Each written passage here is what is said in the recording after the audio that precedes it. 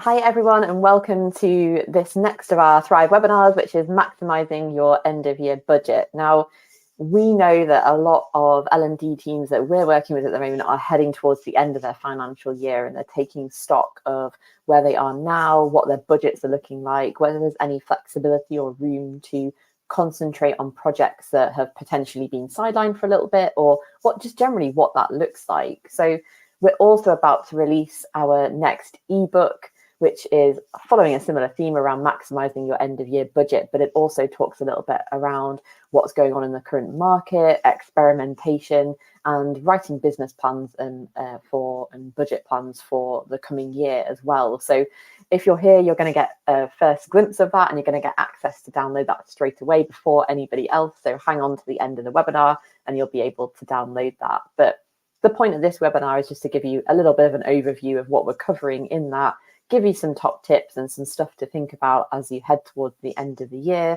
and then looking ahead into 2024 as well. Now, it's likely that this webinar is only going to be 10, 15 minutes, maybe 20 minutes max. So thank you for taking the time out of your day to drop in and hear some of the tips that I'm going to share today. But hopefully it won't take up too much of your time, and you'll leave with something tangible that you can take away and have a look at a later date as well. But before we dig into all of that good stuff, I thought it might be worth just sharing a little bit of a current state of play about what's going on in the industry. And again, we dig into this in more detail within the ebook itself. But we're going to do this via the CIPD Learning at Work report, which they released earlier in the year. And a key thing to focus on here is the top 5 current challenges reported by learning practitioners. Now, you can see on the right here that those 5 things are lack of learner time, lack of engagement, limited budget, lack of buy-in, and struggling to prove ROI. Now, what I'm going to ask you to do is just ignore the first 2. So lack of learner time and lack of engagement are perpetual challenges that are faced by L&D teams. And as much as we focus on that, they remain challenges. So I'm going to potentially be a little bit controversial and ask you to just ignore those 2 things for now. And then that puts limited budget at the forefront of what the current challenges are being faced by L&D practitioners. And that's closely followed by, as we said, lack of manager support or buy-in, and then struggling to show ROI. Now, obviously, we're here to talk about budgets and heading towards the end of the year, what that looks like for you. And I'd just like to pull these 3 things into focus, because you're potentially dealing with what could be considered a limited budget based on the fact that there isn't as much management buy-in as you would like, and you're not able to show ROI in the ways that the management would like you to. So arguably, if you start to think about what is the impact that you're looking for, what are the problems that you're trying to solve, and how you're going to show that ROI to then ultimately gain that management buy-in by telling the stories of the impact that you're having, you'll potentially open yourself up to different pools of budget that you might not have had access to before. So that cross-business alignment becomes even more important at this point, because if you're able to show ROI, you're able to gain buy-in more easily, and then you're able to hopefully secure more budget. It's also worth calling out here that the idea of limited budget is up for grabs as well, because no team is going to have access to infinite amount of budget. It's very unlikely. There might be a few teams out there that do, but L&D teams generally are their budget will be ring fenced by the constraints of a wider organization. So what limited means to one person might not be the same as another. So I think one way of looking at this is thinking about that ROI, that buy-in, and how you then maybe potentially secure investment for future projects down the line. So just something to think about there as an L&D team, and how you're shaping how you think about your budgets as well. Now, we've heard a few different challenges from people when it comes to thinking about budget and how you then prioritize or focus or choose your focus areas as L&D teams. So if anyone joined our experiment webinar that we ran a couple of weeks ago, you will have heard us talk around this idea of shifting problems into opportunities. So that's what I'm going to do here as well. It's think about some of those challenges that you're experiencing and how we might reframe those into opportunities to think about things slightly differently. So one of the things we often hear people say is, I never have time to do anything. So linking back into what the CIPD reported there as the biggest challenges, one of the biggest challenges L&D teams are facing is time. I never have time to do anything. I can't fit that into my day. But that is a challenge. But let's reframe that into something different. It's how can I reduce the amount of things I'm trying to focus on? And therefore, that allows you to focus in on certain areas that your budget's aligned to think about what is actually important to you at the time.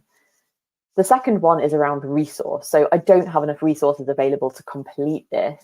And instead, potentially, we should be thinking about how can I reassess what I'm trying to deliver to maximize what I know I already have available. So obviously, again, this comes into this idea of you're not going to have an infinite amount of resources available to you. So how can you think about what you know you have and what those constraints are that you're working within? And how can I then reassess the projects that I want to prioritize based on that resource? So again, a slightly different way of thinking about it there.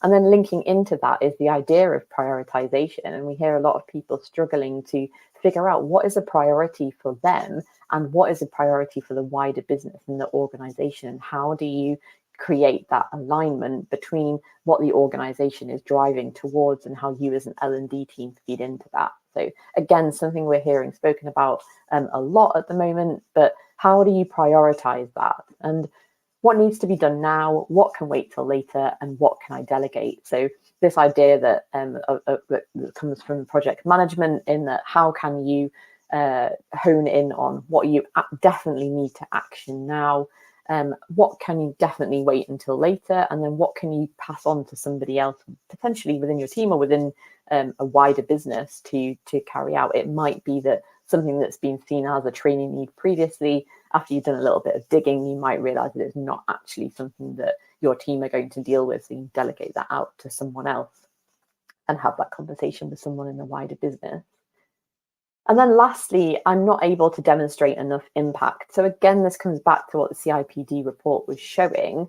And although it is difficult to retrospectively think about impact if you've not thought about it right at the beginning of a project, what is useful here is how can I reflect on what I've achieved so far and how would I then communicate that? So it's very likely you've done great things. You've probably had an impact that you can track and that you're able to look at, but you just need to be able to look back retrospectively and track that and record that. And then again, tell the story about all that good stuff that you've already done. If you're in a position where what you've created hasn't had the impact that you're looking for, or you've not necessarily spent the time benchmarking how you're going to measure that, what the current benchmarks are and how you're going to then measure that, then you might be in a position to start thinking about how you're doing that now. And that's really important when you're thinking about projects coming towards the end of the year, things that you might want to start looking at now. I would encourage you to think about what the impact it's going to have on the business, how you're going to benchmark that, and how you're going to track that. And that will ultimately lead to that, you being able to tell that story more authentically and with more data-backed ideas as well. So a few challenges that are useful to reframe at this stage. Now, I think it would also be useful here to think about some of the top tips that we surfaced during the research for writing the ebook that, again, you can download at the end. Because there were some really insightful things shared across the research that we were doing. And I think one of the ideas was consider collective spend across your organization. So you as an L&D team will have a budget, you will have ring-fenced to certain projects, but other teams within a business may have also started to identify particular training needs or learning needs that they have within their particular departments. And this is where it's really important for you as an L&D leader to have made those connections with other people across the business, so you can potentially start to pool resource. So if people are coming to you and you've identified a training need for a particular area, who else in the business is actually looking to do something similar? So if you're going to start thinking about outsourcing someone to come in and do something, how can you maximize the impact of that across your organization? Who else in your organization needs access to that? And is it a problem in other areas? And it's really important that you've built those relationships and you continue to nurture relationships across the business in order to then consider how you can collectively spend budget and therefore maximize ROI for the business as well. Now, again, we'll come back here to aligning to business needs and overall goals, because again, if you're not honing in on what is important to the business and what the overall goals are, then really, why are you carrying something out in the first place? So once you figure out what those problem areas are, figure out what the impact is going to have on the business and what the goal is in doing that. And it's really important, kind of the foundation of any of the initiatives that you're running within your business. And again, once you do that, you'll then start to gain better buy-in from people because they can see the reasons why you're doing something in the first place. So if you have any budget left over at this stage, think about some of those projects that may have already surfaced and how they're aligning to your overall goals as a business and how you continue to do that heading into the next year. If you can assess current pain points and then prioritize these, you'll be standing yourself in much better stead to be doing things that are really impactful to the business. So it doesn't mean that you have to go after all the low-hanging fruit here and kind of pick those things off first. What might be seen as a really easy win could actually lead to further problems down the line. So if you assess all your current pain points and then think about what might have the biggest impact if you addressed it now, within those constraints of your budget and your resource, what you actually might end up doing is focusing on a few different things or focusing on one larger thing. It depends on what those pain points are and what's going to have the biggest impact for you as a team.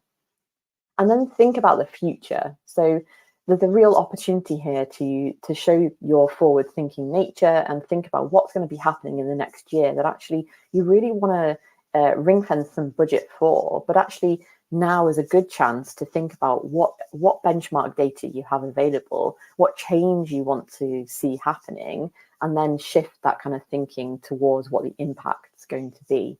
And then shape that idea of budget planning around the impact that you're trying to prove there as well. So some top tips there that hopefully you can take away and just have a little bit of a think about. But then as we head into 2024, it's also going to be useful to think about how you're going to write a business case for new projects or new budget that you have coming through. Now, we dig into this in more detail in the ebook. So I would suggest that you do download it and you can have access to the full shebang in that, but I'm going to go over it in a little bit of detail here. And I'm approaching this in a slightly unique way in that one of the ways that I think it's much easier to be able to bring people along on the journey that you're trying to take them on is to use something called radical product thinking, which enables you to create a vision of where you are now, what the pain points are, and the world that you'd like to get to at the end of the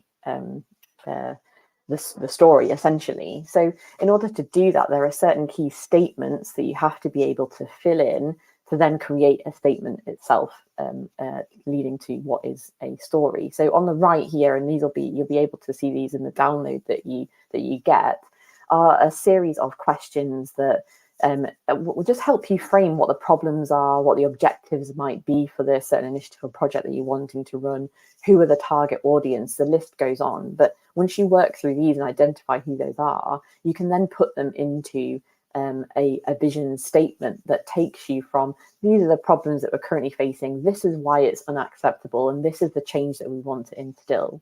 Of course, things like the project plan, the stakeholder list, the risks of the project that might potentially arise are still going to be part of that.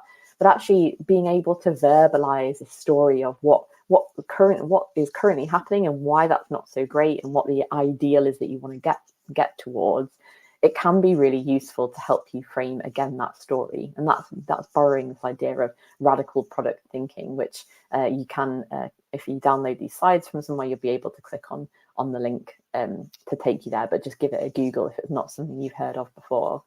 So again, that you'll be able to download a template to help you do this, to help you formulate the ideas around this, and then communicate that story about the change that you want to see as you go through it. So I think Rich, who's working behind the scenes, will be able to put the link to the ebook in the chat if you want to download it. But if not, it is available to download via the QR code here. So if you want to scan it, it should take you to a page which you then input your name and details, and you should just be able to download it straight away. So that's been a whistle-stop tour of the ebook. We cover all that kind of that good research and the reasons why it's important to be thinking about some of this stuff, some of those great top tips, research that we've conducted across our community, and why thinking maybe about experimentation is important within your end of year, and how you can potentially ring fence some of the budget that you already have at the end of the year into actually doing something a little bit differently. And again, thinking about what that might look like into 2024 as well. So if there's any questions, please pop them in the chat and I will answer.